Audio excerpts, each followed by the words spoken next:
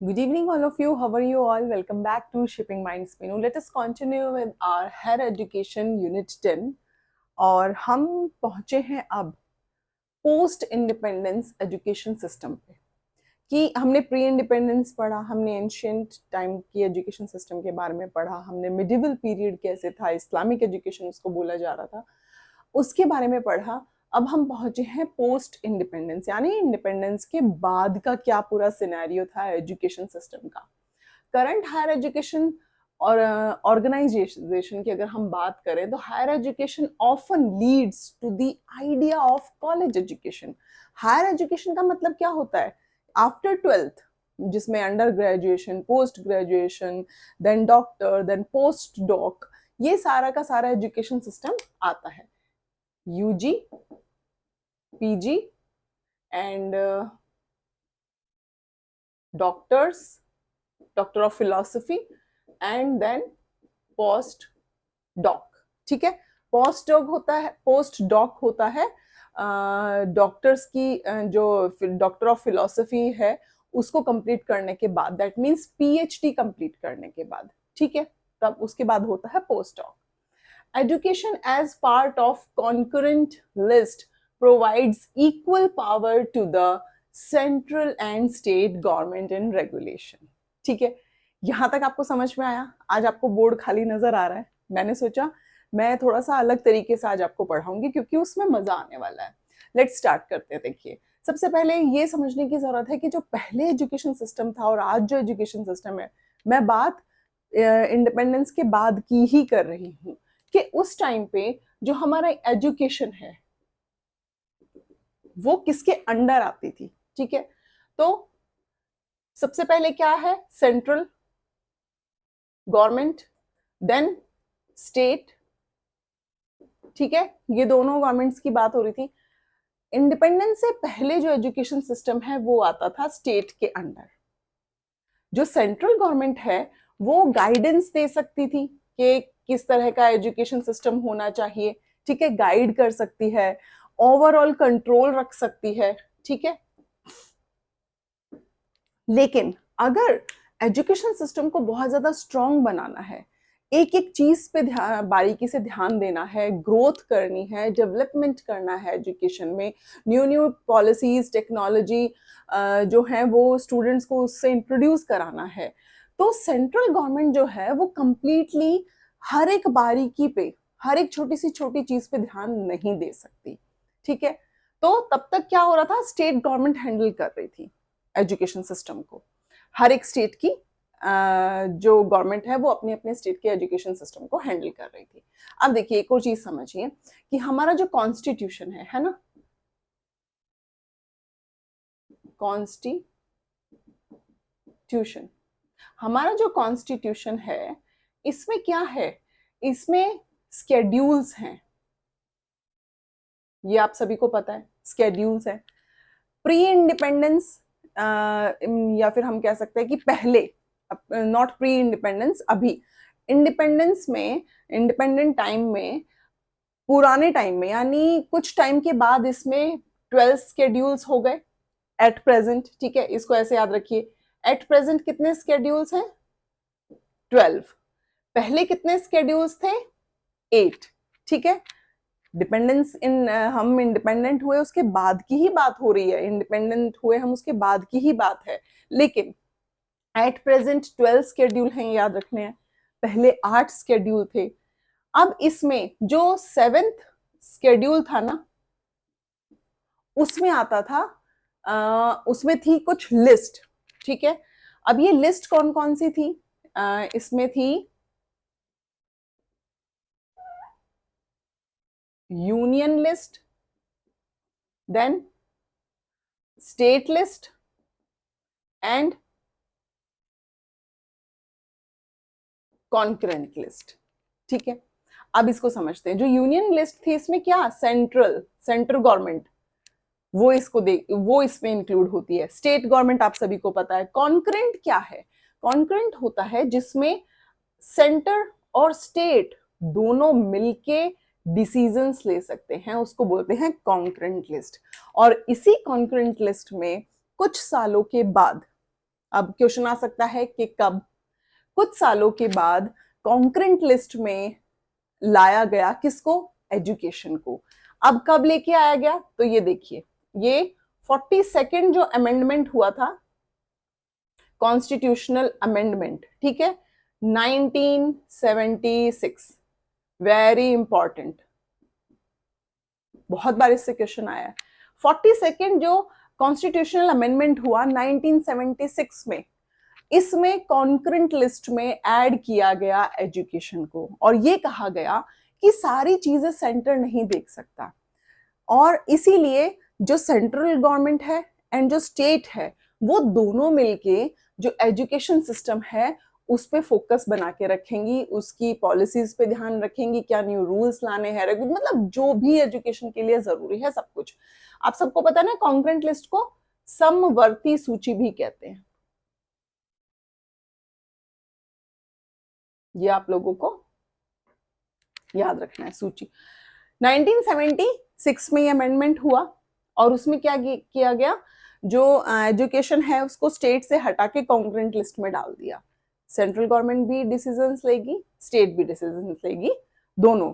Then उसके बाद क्या हुआ, देखिए आपको ये ध्यान रखना है कि अगर आपसे पूछ ले कि ठीक है 42nd जो अमेंडमेंट हुआ 1976 में, उसमें, और हाँ एक चीज और, जो 42nd अमेंडमेंट है ना, इसको मिनी कॉन्स्टिट्यूशन भी कहा गया, ये याद रखना है, मिनी कॉन्स्टिट्यूशन, क्योंकि इसमें बहुत सारे चेंजेस किए गए थे, बहुत सारे। तो 1976 में क्या किया गया, जो कॉन्करेंट लिस्ट है उसमें लेके आए 42nd अमेंडमेंट में एजुकेशन सिस्टम को। अब आपसे उसके बाद अगर हम देखें तो एक क्वेश्चन और पूछ सकते हैं, I am so sorry somebody calling me. तो ये है 42nd अमेंडमेंट, मैंने बोला 1976 में कॉन्करेंट लिस्ट में इसको ऐड ऑन किया गया। अब अगर आपसे क्वेश्चन पूछें कि कौन से आर्टिकल में आता है एजुकेशन, तो पहले कुछ टाइम पहले तक जो हमारी एजुकेशन सिस्टम है वो आया था आर्टिकल 45 में, ठीक है, आर्टिकल 45 में इसको रखा गया। एंड उसके बाद 19, एक सेकेंड, यस, अब कंटिन्यू करते हैं। आर्टिकल 45 में जो एजुकेशन है वो पहले थी, और ये पहले थी डीपीएसपी में। डीपीएसपी का फुल फॉर्म है directive principles of state policies, ठीक है। अभी directive principle of state policies क्या होते हैं, उसके लिए आपको ये समझना जरूरी है। आप सभी को अच्छे से पता है कि जो हम लोगों के फंडामेंटल राइट्स हैं, अब देखिए जो आपके फंडामेंटल राइट्स हैं उनको करने से कोई भी आपको रोक नहीं सकता, क्योंकि वो आपके राइट है, आपको कॉन्स्टिट्यूशनली उस एक हक मिला हुआ है गवर्नमेंट के थ्रू कि कोई भी आपको अपनी कुछ निजी चीजें जीवन जीने के अधिकार से रोकेगा नहीं, ठीक है। मान लीजिए ये वाला एग्जांपल हम लेते हैं, फंडामेंटल राइट्स। तो डीपीएसपी को इस तरह से हम समझ सकते हैं कि जैसे फंडामेंटल राइट्स जो होते हैं, मैं यहाँ पे इसको लिखती हूँ, फंडामेंटल राइट्स वो होते हैं जस्टिसिएबल।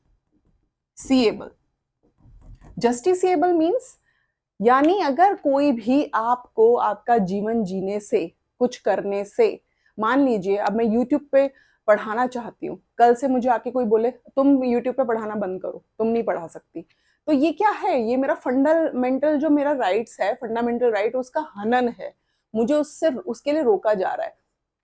तो मैं उसके लिए क्या कर सकती हूँ, मैं हाई कोर्ट जा सकती हूँ, मैं सुप्रीम कोर्ट भी जा सकती हूँ इस चीज के लिए। लेकिन फंडामेंटल राइट्स जस्टिसिएबल होते हैं, लेकिन ये जो डीपीएसबी है ना, जिसमें जो गाइडलाइंस होती हैं, ये आता था गाइडलाइंस के अंडर, कि आपकी मर्जी है, आपकी मर्जी है कि आप इस चीज को एक तरह से, कि कंप्लीटली मैंडेटरी नहीं है कि यही चीजें आपको फॉलो करनी है। फंडामेंटल राइट्स में आपको फॉलो करना ही पड़ेगा चीजों को, आप दूसरे के अधिकारों का हनन नहीं कर सकते, वो होते हैं नॉन जस्टिसिएबल।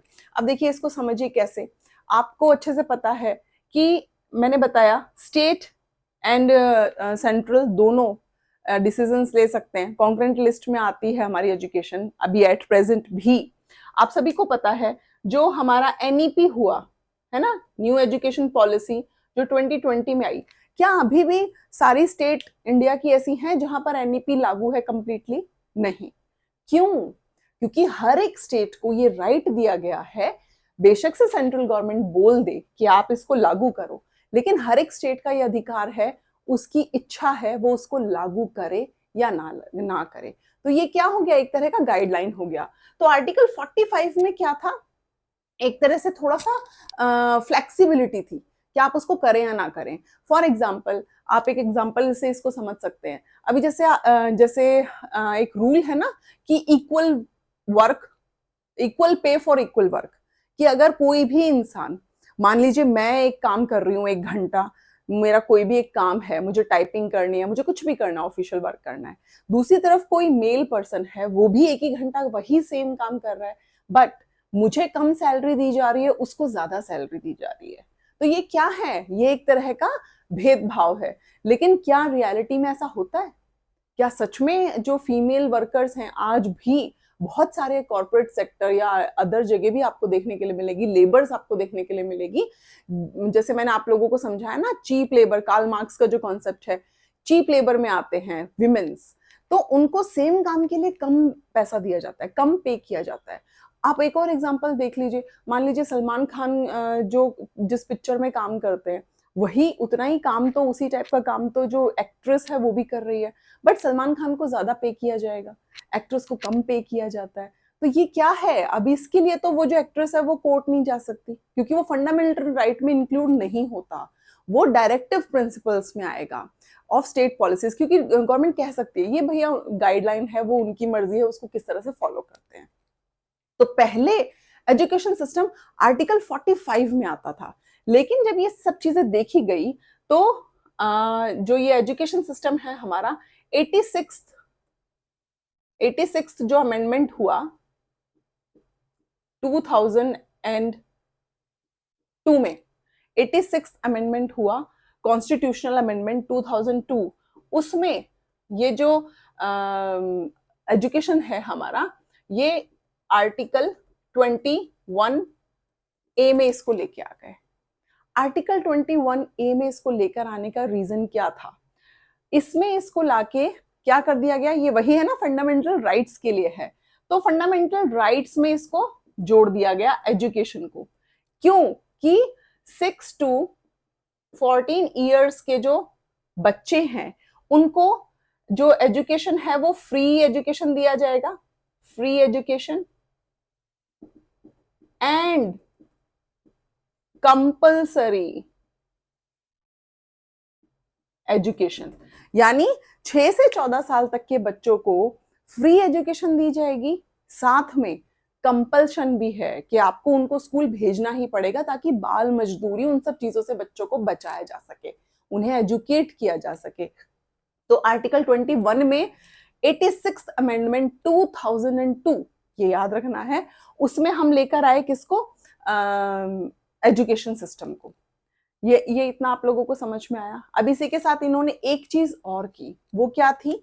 फंडामेंटल राइट्स में ही एक 11th एक ड्यूटी, फंडामेंटल ड्यूटी को इंट्रोड्यूस कराया गया। जो फंडामेंटल ड्यूटीज होती हैं उसमें जो 11th ड्यूटी है ना, उसमें क्या बोला गया?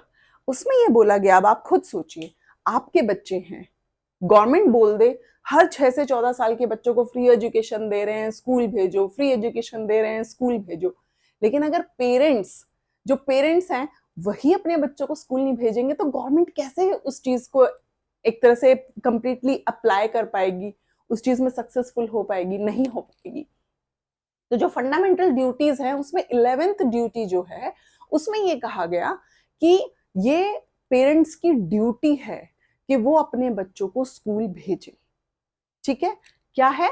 बच्चों को स्कूल भेजे फॉर द एजुकेशन, क्योंकि अब आपके पास कोई बहानेबाजी नहीं है कि एजुकेशन के लिए हमारे पास पैसे नहीं है, हम बच्चों को कैसे पढ़ाएं। तो 6 से 14 साल के बच्चों के लिए एजुकेशन फ्री है एंड एजुकेशन कंपलसरी भी है।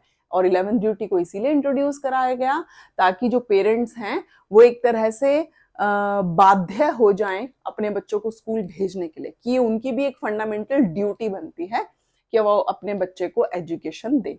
तो ये था हमारा आज का मैंने थोड़ा सा आपको एक क्रक्स समझाया है कि प्री इंडिपेंडेंस के बाद जब पोस्ट इंडिपेंडेंस हुआ, यानी हम जब आजाद हुए, तो एजुकेशन सिस्टम पहले स्टेट के अंडर आता था, फिर कॉन्करेंट लिस्ट में ऐड हुआ। आपको ये याद रखना है, ये वाला क्वेश्चन, कि कब हुआ, 42nd अमेंडमेंट में ये चीजें हुई। फिर आपसे आर्टिकल पूछ सकता है कि पहले एजुकेशन सिस्टम कौन से आर्टिकल में आता था, उसके बाद उसको कौन से आर्टिकल में ऐड किया गया, ईयर याद रखना है, एंड अमेंडमेंट कौन सा अमेंडमेंट था, ये 86 अमेंडमेंट था जब आर्टिकल 21A में इसको ऐड किया गया, एंड आर्टिकल 45 डीपीएसपी था जो पहले था, जिसमें एजुकेशन सिस्टम पहले आता था। अभी एट प्रेजेंट भी हमारा एजुकेशन सिस्टम कॉन्करेंट लिस्ट में ही आता है, ये याद रखना है। एंड आर्टिकल 21 में आता है जो 86 अमेंडमेंट हुआ था 2002 में। तो ये था हमारा आज का लेक्चर। कहीं भी किसी को कुछ प्रॉब्लम है तो मुझे मैसेज ड्रॉप कर सकते हैं। And please it's my humble request, मैं अगर मेहनत कर रही हूँ तो मैं आप लोगों से सपोर्ट भी चाहती हूँ कि आप लोग मुझे सपोर्ट करें, मेरे चैनल को लाइक करें, सब्सक्राइब करें, अपने फ्रेंड्स के साथ शेयर करें। एक आप लोग इतना तो कर ही सकते हैं, आप लोग वीडियोस देखते हैं तो उसको लाइक कर सकते हैं, उसको सब्सक्राइब भी कर सकते हैं। अगर आप किसी टीचर को सपोर्ट नहीं करेंगे, अब मैं आप लोगों से कुछ चार्ज तो कर नहीं रही हूँ, मैं फ्री में पढ़ा रही हूँ, तो वो चलो आप लोगों की मर्जी है, आप लोग करेंगे या नहीं करेंगे। तो मिलते हैं नेक्स्ट वीडियो में, और हम रेगुलेटरी बॉडीज, कॉन्स्टिट्यूशन के बारे में पढ़ेंगे पूरा, कि रेगुलेटरी बॉडीज क्या होती हैं, स्टैट्यूटरी बॉडीज क्या होती हैं, कॉन्स्टिट्यूशन क्या है, किस तरह के उसके अंदर रेगुलेशंस आते हैं, सब कुछ वो पढ़ेंगे हम नेक्स्ट वीडियो में। तब तक के लिए thank you, bye bye and take care.